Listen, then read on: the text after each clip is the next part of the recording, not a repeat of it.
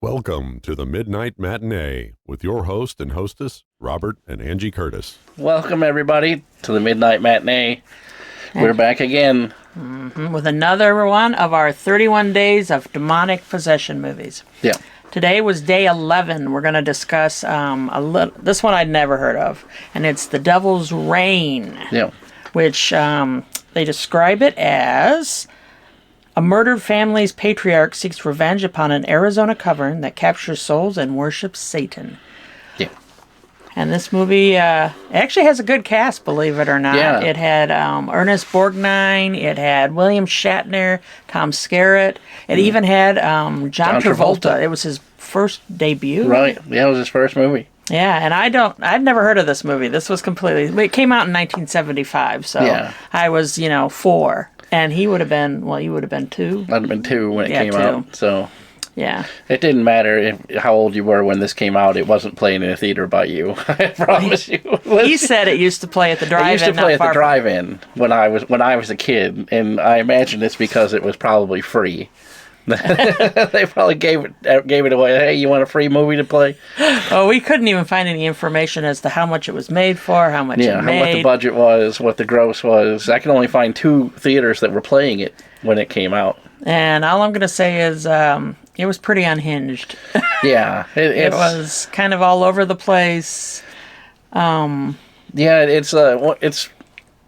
today we would call it like a guerrilla-style film that's kind of like a filmed over the space of maybe a couple weeks. It's kind of just a shotgun type film. They just when it filmed it, it's done. It's over with. We destroyed the sets at the end of it. It doesn't. There's not going to be a 2. I will say this movie always held a special place in my heart because Ernest Borgnine is the villain in this.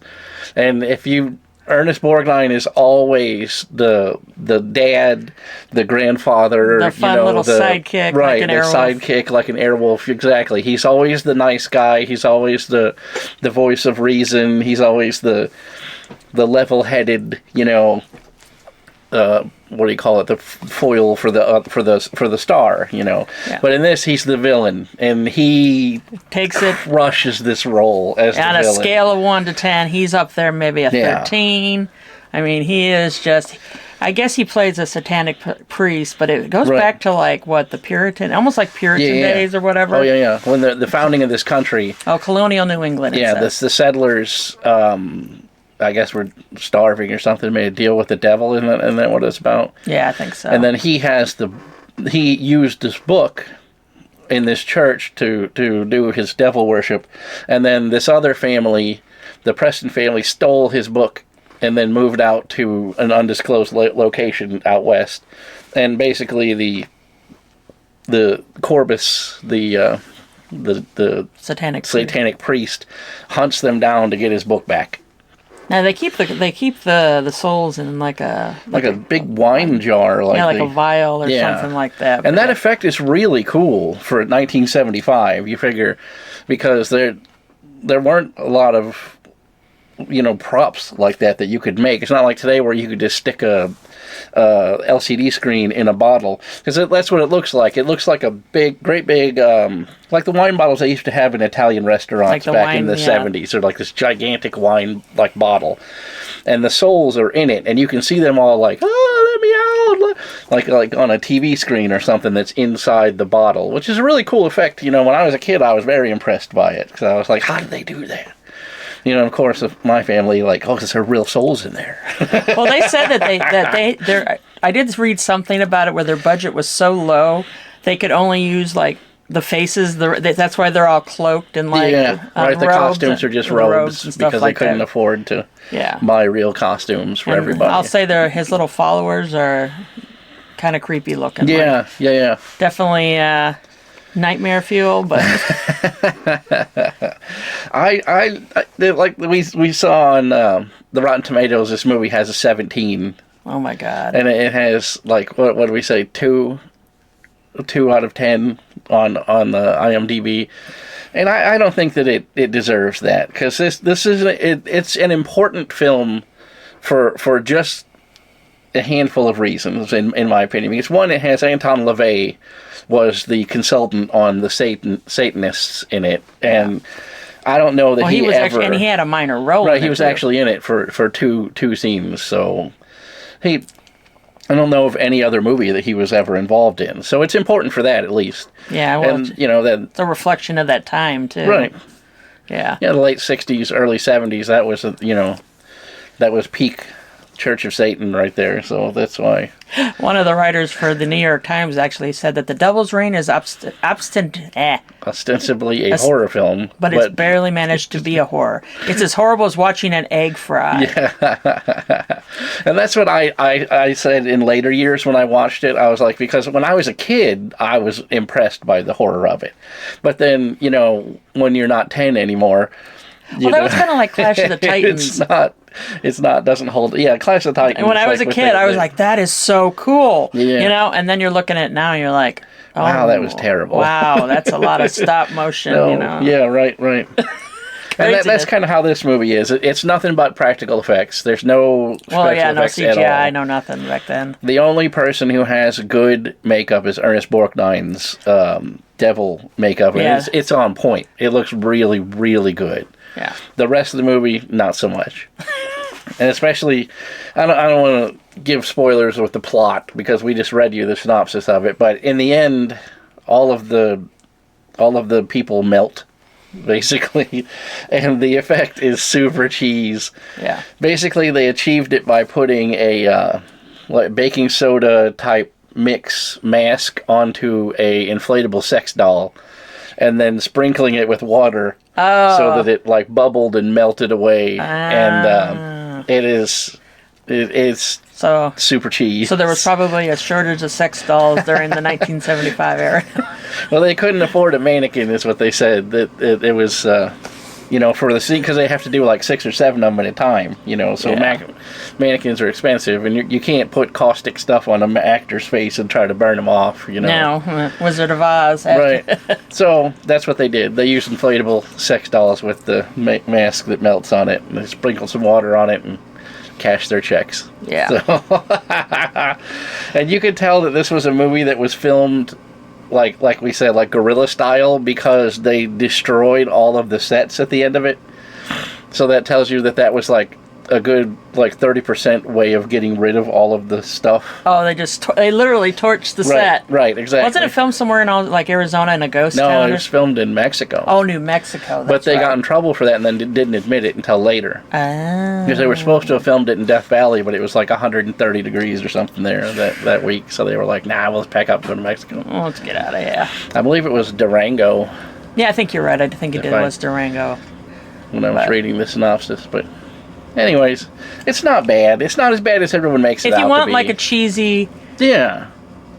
It's one of those... over-the-top kind of crazy movie. If you're into that kind of... I would classify it as a B-type movie. Yeah. In fact, we were watching something last night where the guy was describing all his favorite cult B movies. And oh my God, some of them that were Attack of the Killer Tomatoes. Right.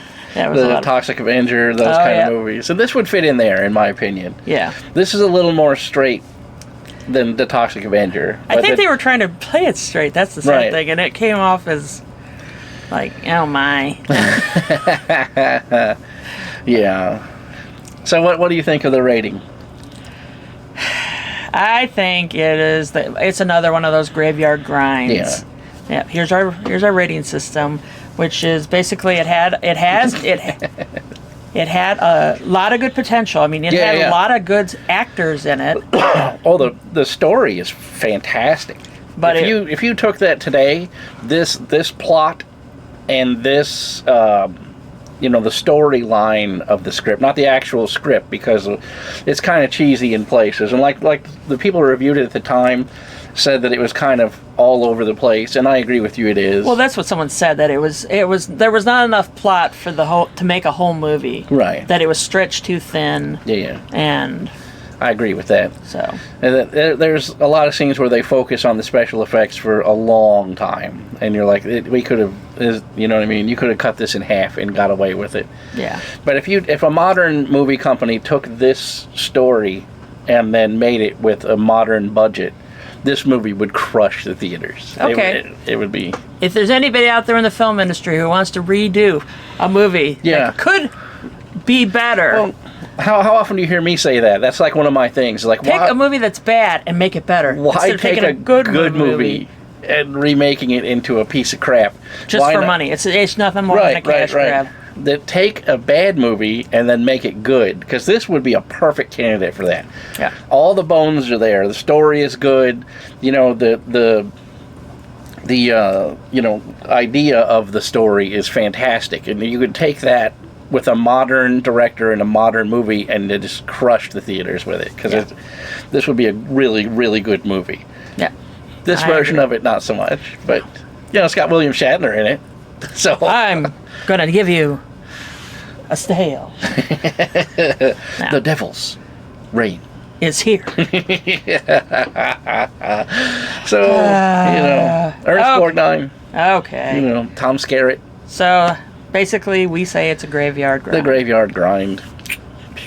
There it is. There it is. And I guess I think next week we're going to be talking about, because it's near Valentine's Day, that cult classic from 1981, My Bloody Valentine. My Bloody Valentine. Yep. Yeah, love Which it. is one of his favorites. The first time I ever saw it was with him. I know they did a remake, I think, in 2009. Yeah, the remake's not as good. No, it's like The Fog. You can't redo what's good. Right. Yeah. Yeah, it was lightning in a bottle for its time. So, that'll be our next one in honor of Valentine's Day. And then we'll probably go back. Well, like I said, I would love to go see that new Monkey movie. Oh, so maybe that'll be our next thing after that, or we'll go back to our 31 days of demonic horrors, because we still have a lot. We're on 11. We're on day 11. Now, when we get to The Conjuring, though. Yeah. Because there was like 5 of those damn things. And 6, 7, maybe there was 8. I don't know. Yeah. So, okay. All right. So I guess we'll see you at the Midnight Matinee. Yeah. Bye. See ya. You've been watching the Midnight Matinee, brought to you by the Veritas Project. So when the clock strikes 12, grab your tickets for the next episode of the Midnight Matinee.